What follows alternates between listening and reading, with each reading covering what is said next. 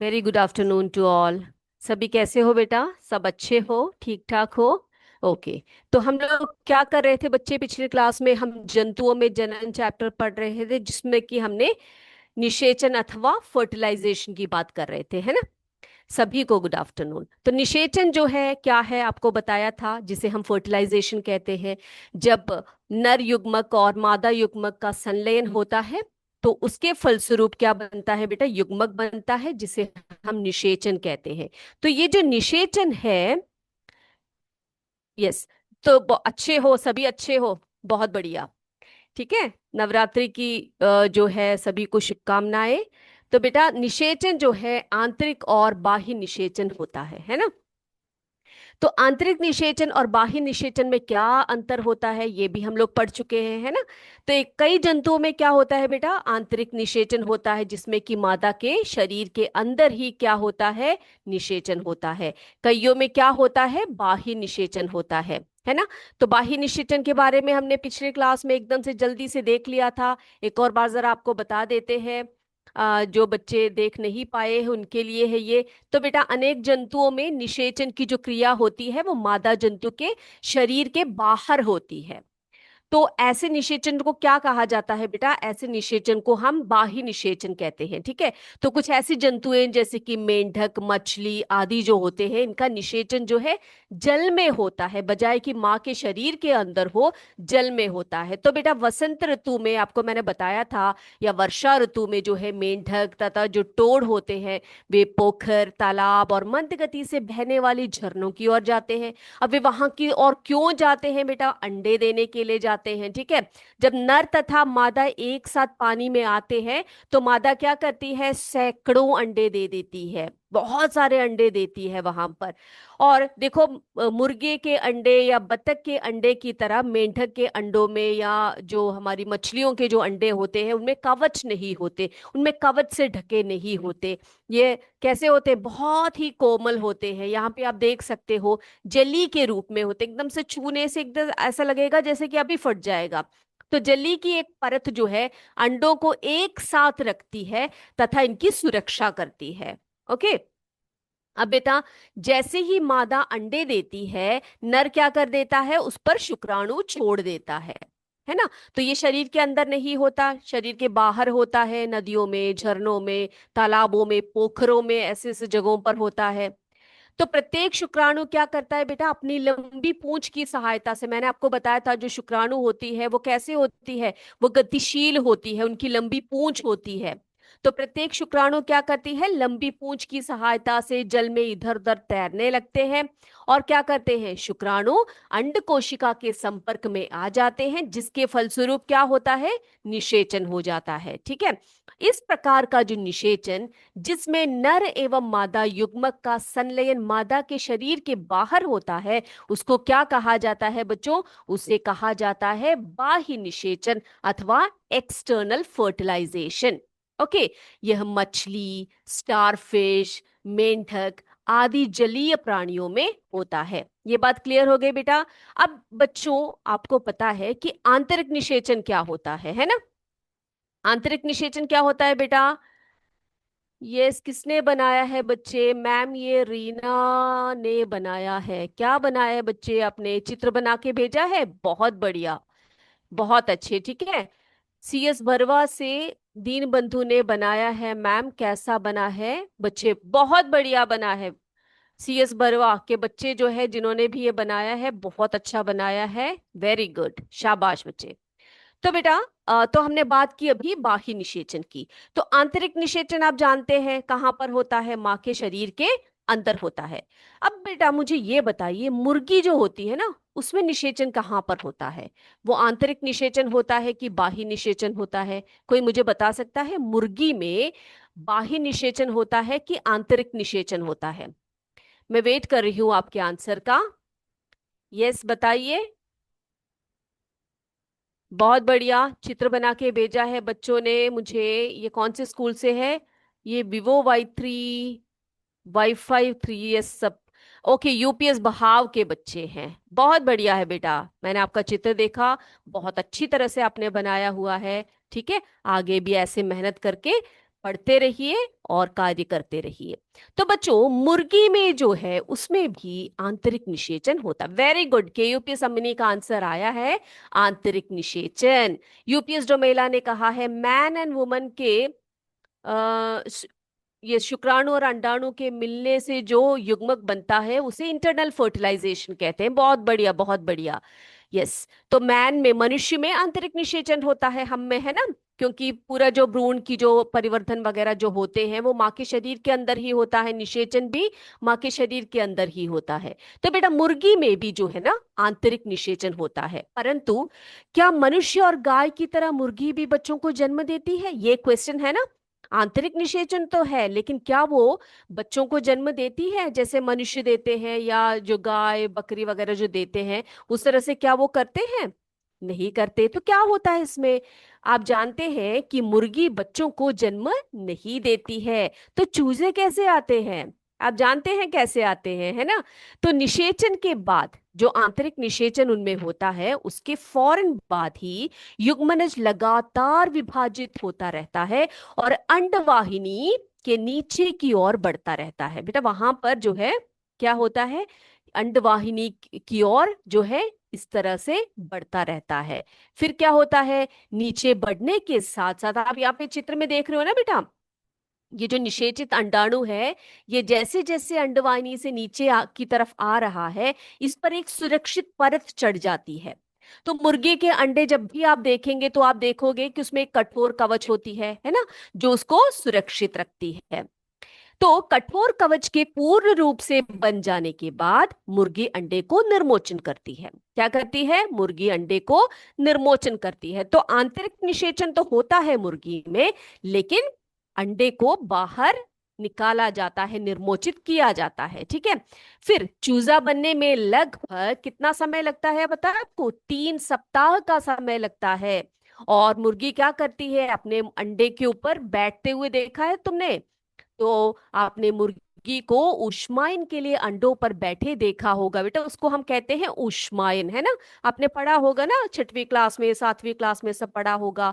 ऊष्मायन काल बोलते हैं जो 21 डेज का होता है, 3 सप्ताह का समय होता है, जिसमें कि क्या करते हैं, मुर्गियां जो होती हैं अंडे के ऊपर बैठती हैं और 3 हफ्तों बाद क्या हो जाता है, चूजे जो है पूर्ण रूप से विकसित होने के बाद कवच के प्रस्फुटन के बाद क्या होता है बेटा, चूजे बाहर निकलते हैं। देखो कितने प्यारे प्यारे चूजे बाहर निकले हुए हैं, है ना। तो हम बोल सकते हैं कि मुर्गी बतख आदि जो पक्षियां होती है या जो पक्षियां अंडे देती है वो उनमें कैसे होता है बेटा, उनमें निषेचन तो आंतरिक होता है, लेकिन क्या होता है, वो बाहर कवच के साथ अंडों को बाहर निकालती है, निर्मोचन करती है।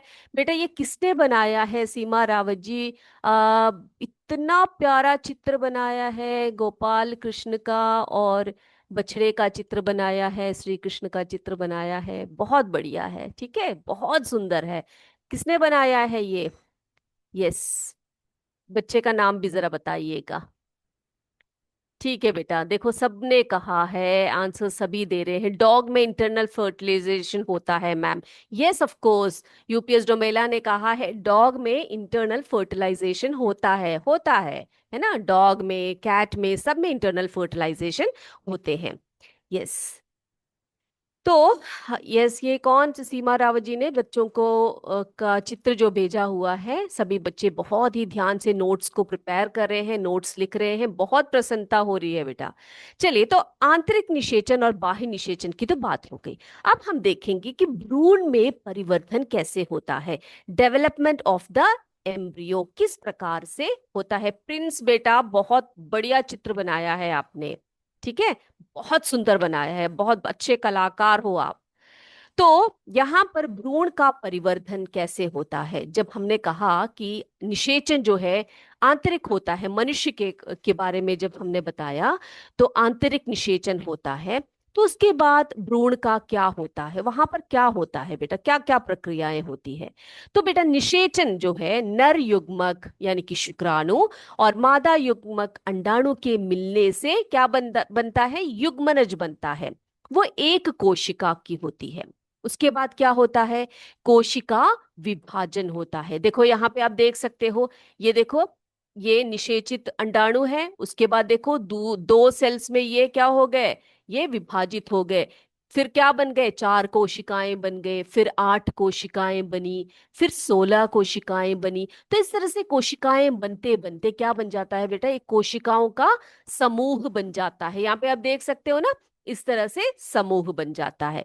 फिर क्या होता है, उसके बाद ये जो कोशिका समूह होता है, ये गर्भाशय की दीवार पर प्रत्यारोपित हो जाती है। यहाँ पे आप देख रहे हो बेटा, ये जो यहाँ पे, ये देखो, ये जो निषेचित अंडाणु है, ये विभाजित होते होते एक गोले के रूप में आता है इस तरह से।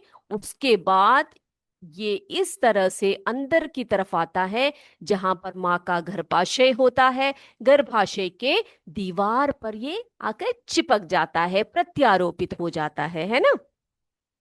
फिर क्या होता है बेटा, उसके बाद जो है भ्रूण का विकास होता है। यानी कि माँ के गर्भाशय के अंदर जो है भ्रूण का विकास होता है। यस, देखो, अब यहाँ पे देखो, कोशिकाएं समूह बनाकर ऊतकों और अंगों में परिवर्तित होने लगता है।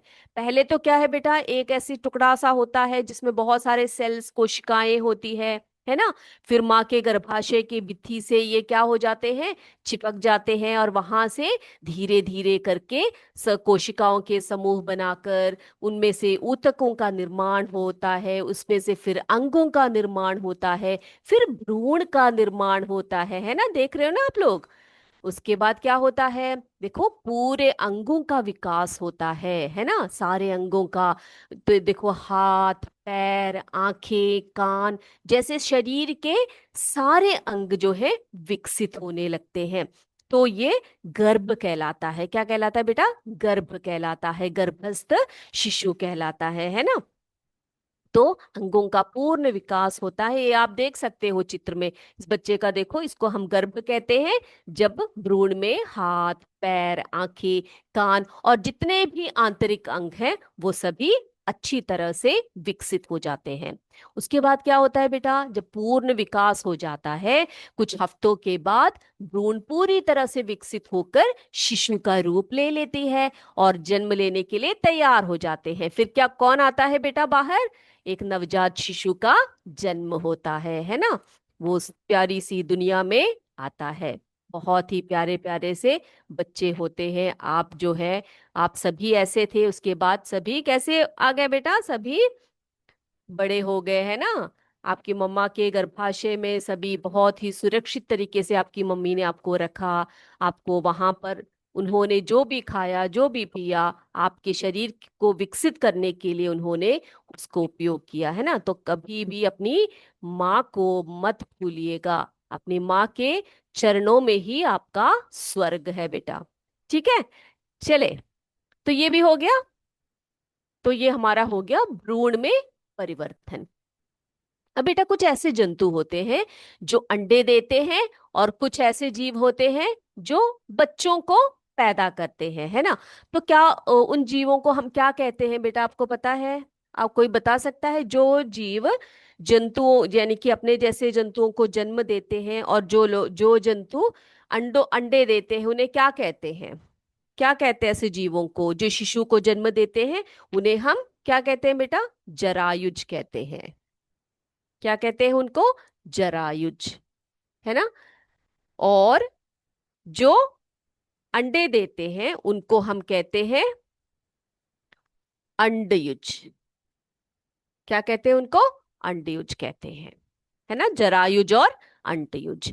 तो जरायुज और अंडयुज में क्या डिफरेंस है, क्या अंतर बोलेंगे आप लोग, क्या बताओगे बेटा? आपसे अगर एग्जाम में पूछे कि अंडयुज और जो है जरायुज में क्या डिफरेंस है, तो क्या बताइएगा? अंडयुज जो होते हैं वो, देखो, अंग्रेजी में ओवीपैरस कहा जाता है उनको, ठीक है।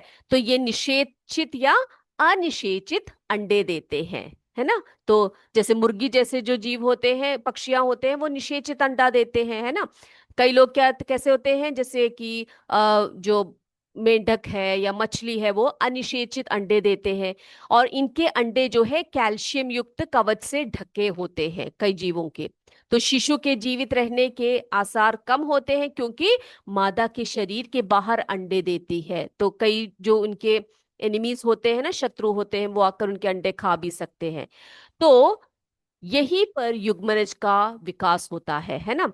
उसके बाद जो जीव बच्चों को पैदा करते हैं, शिशुओं को जन्म देते हैं, तो उन्हें क्या कहा जाता है? उन्हें जरायुज अथवा विविपैरस ऑर्गेनिजम्स कहा जाता है। उनमें क्या नहीं होता है बेटा? उनके निषेचित अंडे में कवच नहीं होते हैं। इसमें इनमें क्या होता है? मादा जनक शरीर के भीतर शिशु का विकास होता है। शिशु के जीवित रहने के आसार ज्यादा होते हैं क्योंकि वह मादा जनक शरीर के भीतर पूरी देखभाल में उसकी वृद्धि होती है, जैसे कि स्तनधारियां होते हैं। देखो, घोड़े हैं, बिल्लियां हैं, कुत्ते हैं, हाथी है, मनुष्य है, हम सभी किस प्रकार के जीव हैं बेटा? जरायुज है। ठीक है, तो ये भी आपको कॉन्सेप्ट समझ में आ गया सभी बच्चों को? तो बेटा आज का क्लास जो है सबको क्लियर है? यस, सबको क्लियर है। तो हमने अब तक इस चैप्टर में, तो ये हमारा चैप्टर खत्म हो गया है। ठीक है, इस चैप्टर में हमने क्या क्या पढ़ा है, जरा एकदम से जल्दी से देख ले हम लोग, क्या सीखा है हमने इस चैप्टर में। चलिए देखते हैं। यस, हमने क्या सीखा, या आपने क्या सीखा? तो जंतु दो विधियों द्वारा प्रजनन करते हैं, वे हैं लैंगिक जनन तथा अलैंगिक जनन। नर युग्मक एवं मादा युग्मक के संलयन द्वारा जनन को लैंगिक जनन कहा जाता है। फिर हमने पढ़ा अंडाशय, अंडवाहिनी एवं गर्भाशय मादा के जनन अंग होते हैं। नर के जननांग कौन से होते हैं बेटा? वृषण, शुक्राणु, शुक्राणु नलिका एवं शिशिन। अगला देखो, अंडाशय मादा युग्मक उत्पन्न करते हैं जिसे अंडाणु कहा जाता है। ये देखो यहाँ पर ओवम का स्पेलिंग जो है गलत लिखा हुआ है, इसको आप देखने की जरूरत नहीं है। यस, तो बेटा क्या होता है कि जो है, तो अंड कोशिका कहते हैं। वृषण जो है नर युग्मक उत्पन्न करता है, जिसको क्या कहा जाता है बेटा? जिसे कहा जाता है शुक्राणु, है ना। ये यू है, ठीक है, यहाँ पर ई नहीं है, यू है, वो ठीक कर लीजिएगा। उसके बाद बेटा, उसके बाद हम बताएंगे आपको अगला जो हमने पढ़ा है, वो हमने पढ़ा है कि क्या पढ़ा है अगला? तो हमने देखा कि शुक्राणु क्या होते हैं, अंडाणु क्या होते हैं, है ना, ये सब हमने देख लिया। चलिए अगला जाते हैं हम लोग, एक मिनट।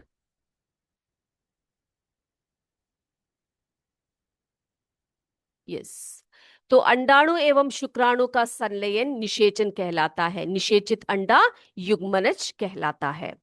मादा के शरीर के अंदर होने वाले निषेचन को आंतरिक निषेचन कहा जाता है।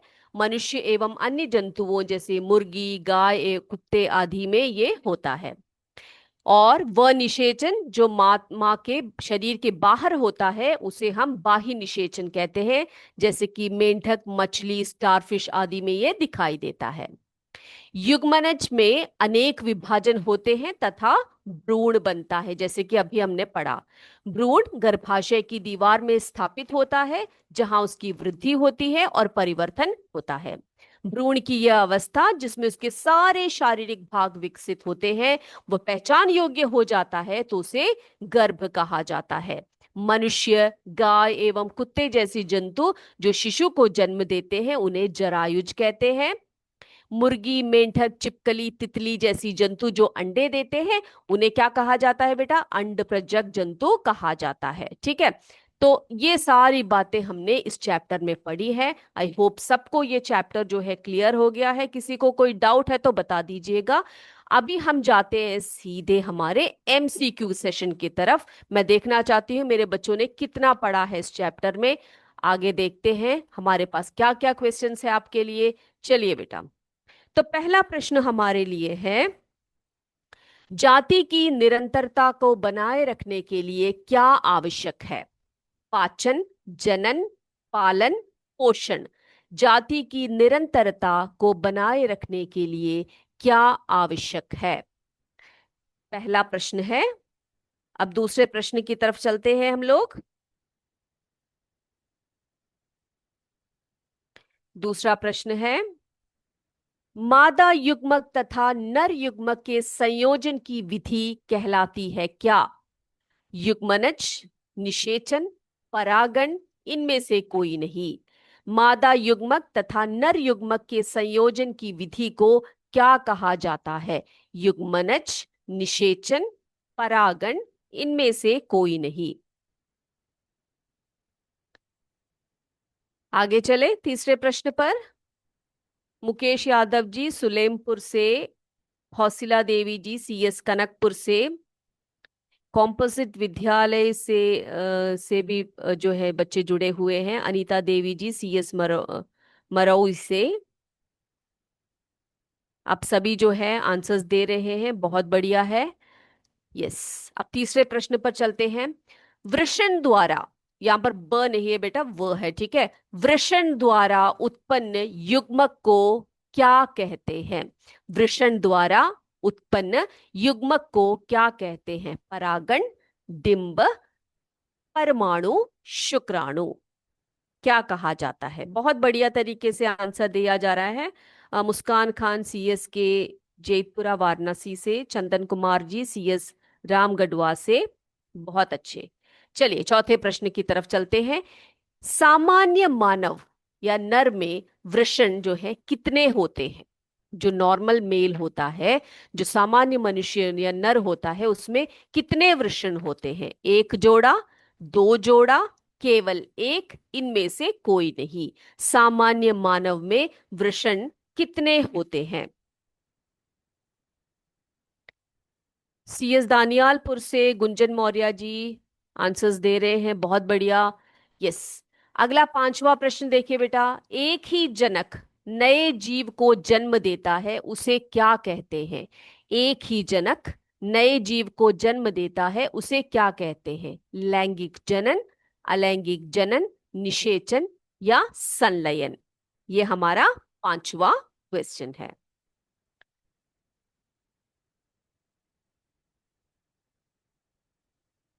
आगे चले छठवें प्रश्न की तरफ। देखिए बेटा, छठवां प्रश्न है, हाइड्रा में जनन की विधि है कौन सी? बहुविभाजन, मुकुलन, खंडन, कायांतरण। हाइड्रा में किस प्रकार की जनन विधि होती है? बहुविभाजन, मुकुलन, खंडन या कायांतरण, कौन सा होता है? अगला चलते हैं हम सातवें प्रश्न पर। सातवां प्रश्न है, अमीबा में किस प्रकार का अलैंगिक जनन होता है? अमीबा में किस प्रकार का अलैंगिक जनन होता है? मुकुलन, विखंडन, पुनर्जनन, इनमें से कोई नहीं। अमीबा में किस प्रकार का अलैंगिक जनन होता है?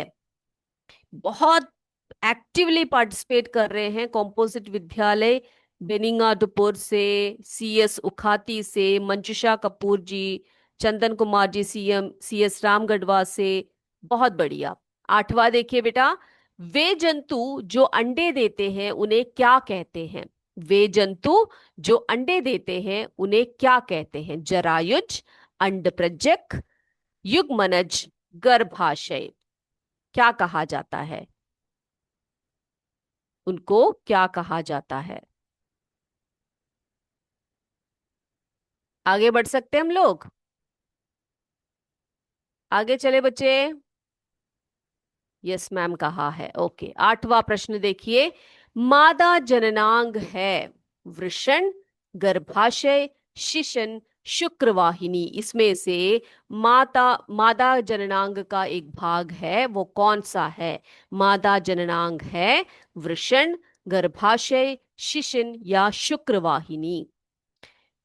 अब हम बढ़ते हैं हमारे आखिरी प्रश्न की तरफ, लास्ट क्वेश्चन की तरफ। लास्ट क्वेश्चन है, निषेचन जो मादा के शरीर के अंदर होता है क्या कहलाता है? क्या कहलाता है? आंतरिक निषेचन, बाहरी निषेचन, संलयन या ऊपरी निषेचन? निषेचन जो मादा के शरीर के अंदर होता है। चले, तो हो गया ना बेटा, सबके क्वेश्चंस हो गए।